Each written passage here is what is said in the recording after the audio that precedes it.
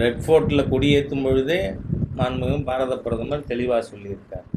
ஜிஎஸ்டியில் மிகப்பெரிய gift, Deepavali gift இந்த நாட்டு மக்களுக்கு கொடுக்கப்படும்னு. அது என்னன்னு சொன்னால், இப்போ நமக்கு 4 ஸ்லாப் இருக்குது. 5%, 12%, 18%, 28%. இதை 2 ஸ்லாபாக கிட்டத்தட்ட ரஃபாக எடுத்துக்கலாம். அரசாங்கம் முடிவு பண்ணணும், ஜிஎஸ்டி கவுன்சில் தான் முடிவு பண்ணணும்.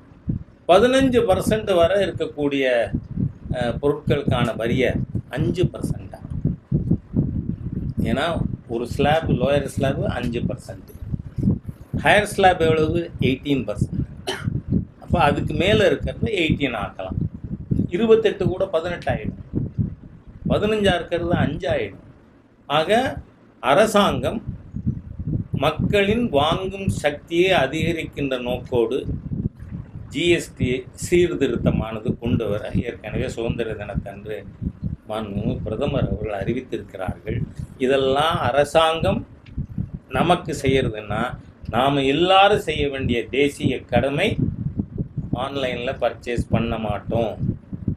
ஏன்னா அதனுடைய முழு பலன் அமெரிக்காவுக்கு போகுது. அதே மாதிரியாக இந்தியாவில் உற்பத்தி செய்த பொருளையே வாங்குவோம் என்கின்ற இந்த விஷயத்தை ஊடக நண்பர்கள் மூலமாக மக்களுக்கு நான் தெரிவிக்க, விநாயகர் சதுர்த்தி செய்தியாக தெரிவிக்க விரும்புகிறேன்.